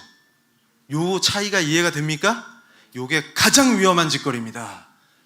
공공성을 위해서 복음을 이해하라 라고 얘기하는 것은 다른 가치로 말씀을 각색하겠다라는 뜻이고, 그렇게 되면 수원지를 오염시키겠다는 겁니다. 수원지가 살아있으면 정화시키면 돼요. 근데 거꾸로 거슬러 올라가서 말씀을 오염시켜버리죠. 해석을 통해서. 그러면 다 죽는 겁니다. 오염된 물을 먹고. 그 짓을 하는 게 복음의 공공성이기 때문에 바로 이게 교회 내의 적입니다. 그러니까 무슨 얘기냐면, 여러분 생각해 보세요.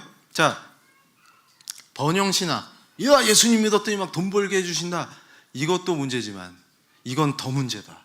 왜냐하면 그 사람들은 그러다가 지쳐서 말겠지만, 왜냐하면 돈이 그렇게 잘 안 벌리거든요.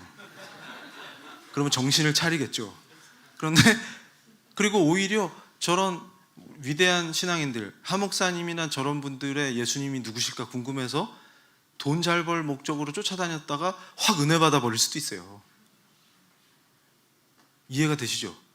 그런데 왜 공공성을 외치는 이자들이 훨씬 위험하냐면, 이자들은 꼭 공공성을 내세워서 혁명을 하려 들기 때문에 그것은 모두를 죽음으로 몰고 가고, 그러면서 또 어떻게 해요? 입만 열면 소수자 약자를 걱정하는데 죽어나가는 북한 동포들의 생명은 눈에 안 들어오죠. 그리고 맨날 세습은 비판하는데 김씨 왕조 세습은 눈에 안 들어와요. 그러니까 이해가 되십니까? 뭐에 씌인 것 같죠? 왜 그렇게 기준이 일관성이 없을까요? 이유가 있죠. 이미 데살로니가 후서 2장 말씀을 제가 보여드렸죠. 그 원리다. 진리를 사랑하는 자는, 복음이 뭡니까? 예수님 그 자체죠. 그분이 누구신가에 답이 다 있는데, 그 진리를 사모하는 자는 공공성 타령을 하지 않습니다. 그분이 원하시는 일을 행하기 위해서 공적 자리에 나오면 그게 그냥 공공성이 돼요. 오토매티컬리.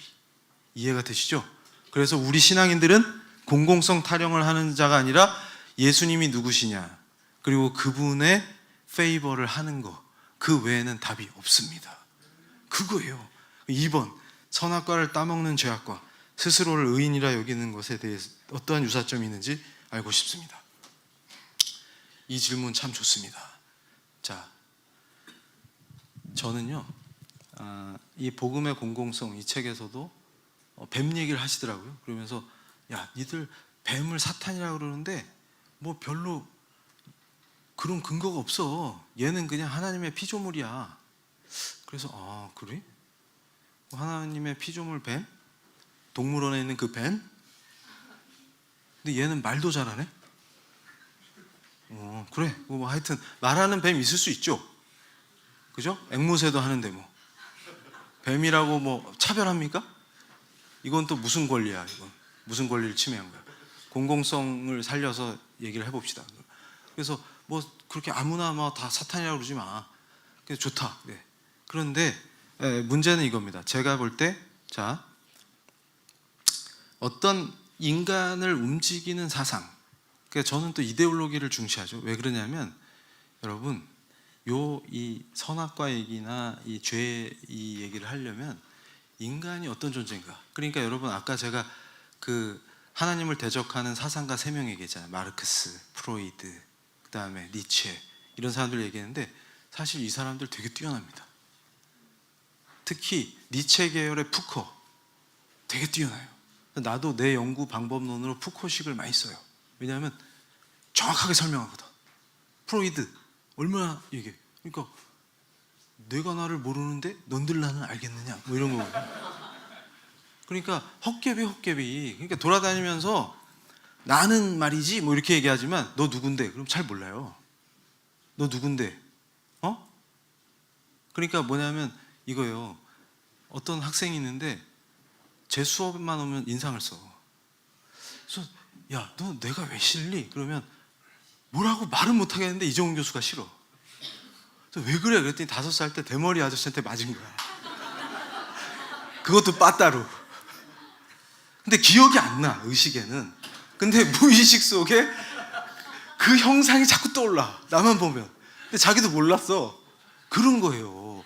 그러니까 뭐냐면 얘는 지금 합리적으로 생각한다는 거예요. 그러면서 수업 들으면서 이정훈 교수는 버릇이 있어. 그래서 말하다 이러는 버릇이 있어. 그래가지고 저것 때문에 내가 싫어하는 거야. 근데 합리적 이유를 찾아. 근데 알고 봤더니 5살 때 대머리 아저씨한테 맞은 거밖에 없어. 그러니까 무슨 얘기냐면 내 무의식에 억압해 놓은 것들이 나를 끌고 다니는 거야. 사실은 나는 아닌 줄 알았어. 그러니까 친구 중에도 난 저놈이 꼭 미워.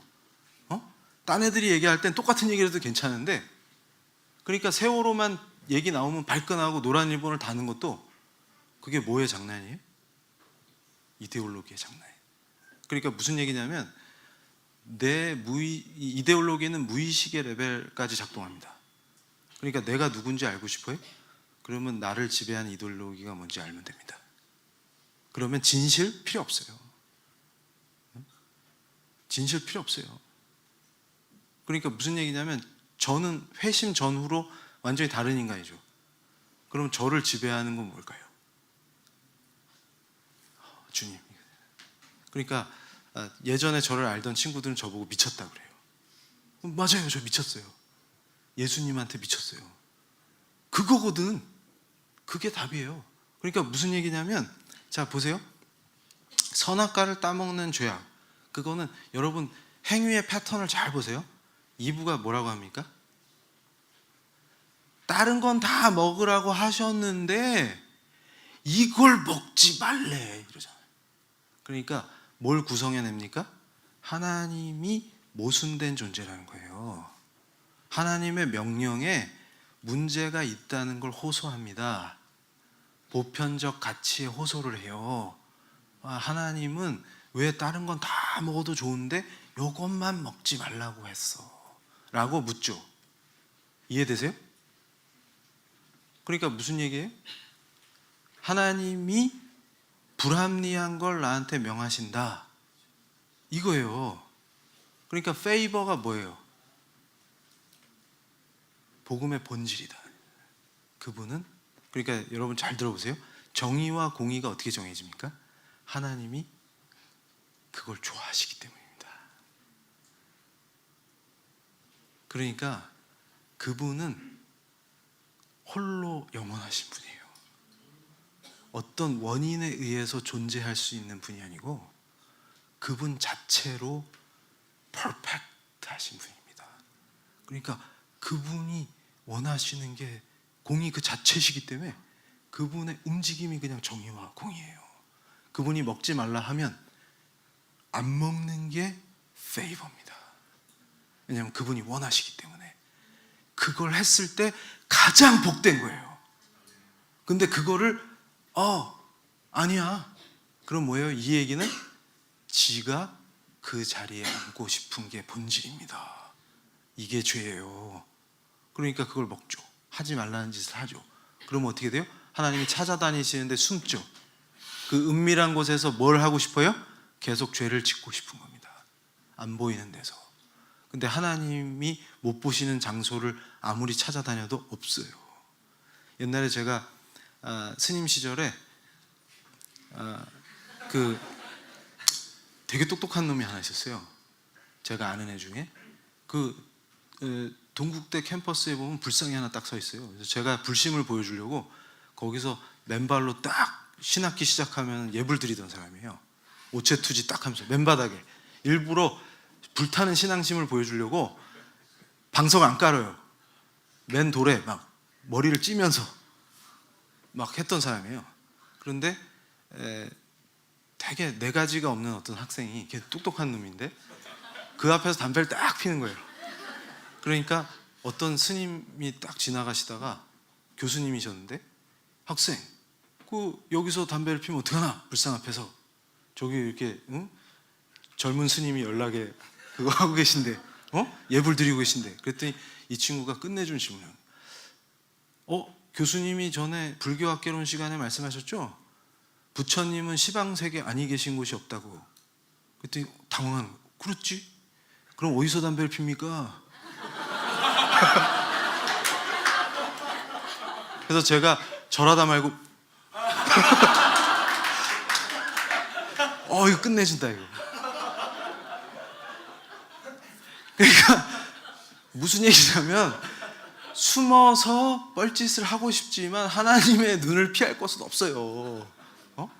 부처도 손바닥 아닌데, 그 부처는 뭡니까? 신입니까? 그런 얘기하면 또 얘기 길어지니까. 우리 하나님을 피해서 숨을 데가 있어요? 없어요. 없어요. 그러니까 뭐냐면 이 얘기는 다 헛짓거리다 그 말이에요. 그러니까 무슨 얘기냐면, 스스로 의인이라고 여기는 그것이 바로 내가 심판자라는 겁니다. 그러니까 선과 악을 분별해서 하나님과 같아지는 거는 내가 심판자인 거예요. 그러니까 항상 정의와 공의를 외치면서 혁명을 부르짖는 자들의 특징이 뭐냐면 자기가 심판자입니다. 그러니까 제가 예전에 예수님을 모를 때 비판을 많이 할수록 제 의의가 높아진다고 생각했어요. 근데 이 본질을 알고 나니까 뭐냐면, 제가 어둠을 찾아다녔던 인간이라는 걸 알게 됐어요. 그러니까 뭐냐면, 어둠이 여기 어둡다 저기 어둡다 하고 다니면 거기가 밝아지지 않아요. 그러니까 내 속이 시커멓다 그 말이에요. 그게 서로 땡기는 거야 이게. 그러니까 야 여기 봐라, 여기 어둡지, 이러한 삐삐삐 저 삐삐삐 이러고 다니는 거예요. 그러면서 막 물어뜯어. 그러니까 뭐냐면 이것은 본질적인 죄책감과 연결되어 있습니다. 제가 볼 때 무슨 얘기냐면, 북한 주민들 무시하고 살인 정권하고 손잡고 평화 외치는 자들이 의식적으로는 자기가 옳은 일을 하고 있다고 생각하더라도 깊이 마음 깊이 죄책감이 있어요. 이런 자들의 특징이 뭐냐면 더 의를 외칩니다. 더 정의를 외칩니다. 그 속성이에요. 그러니까 뭐냐면 바로 스스로 의인이란 여기는 자들은 반드시 지상에 지옥을 건설합니다. 그러니까 여러분 보세요. 여러분 친구들 중에서도 비판 잘하는 친구랑 같이 있으면 지옥이 됩니다. 거기가. 그러니까 교회 내에서도 마찬가지예요. 진짜로 거듭나지 못한 사람들이 자기는 의인이거든. 그러면 의인 셋만 모이면 그 교회 바로 지옥됩니다. 어이 최의인, 박의인, 김의인 이렇게 해서 딱 모이잖아요. 그 자리엔 풀도 안 나요. 아주 징글징글한 시츄에이션이 막 벌어집니다. 거기는. 그래서 교수회의가 맨날 쌈박질이 되는 거예요. 다 의인이거든. 그리고 다 한마디씩 하거든. 망한다. 근데 거꾸로 저는 죄인입니다. 여기서 시작되는 거예요. 그러면서 자, 하 목사님이 심장을 양보해 엄청난 일을 하고도 한 번도 내가 한 일 봤지 이런 적이 없. 이게 신앙입니다. 뭐냐면 난 그냥 페이버를 한 것뿐이기 때문에 하나님이 원하신 걸 한 것뿐이에요. 그런데 왜 책을 쓰느냐? 바로 그 페이버를 모르는 사람들에게 알려주기 위해서. 바로 우리 존재가 그겁니다. 그러니까 방에 등을 위에다 걸어서 빛을 밝히죠. 마태복음 5장 말씀 생각해 보세요. 레이건이 제일 좋아했던 말씀입니다. 내가 죽을 때 장례식에서 이 말씀을 봉독해 달라고 하셨어요. 그게 미국 정치의 위대함입니다. 이렇게 얘기하면 친미주의자. 그거 위대하다. 왜냐하면 그게 바로 뭐냐면 빛입니다. 빛. 그거는 온리 주님밖에 없어요. 빛은 빛으로 오신 우리 예수님. 그것으로 어둠을 쫓는 길 외에는 길이 없습니다. 그러니까 혁명을 할 게 아니라 종교 개혁의 정신으로 신앙의 본질로 돌아가서 예수님의 페이버를 하면 됩니다. 여기까지 하겠습니다. 감사합니다.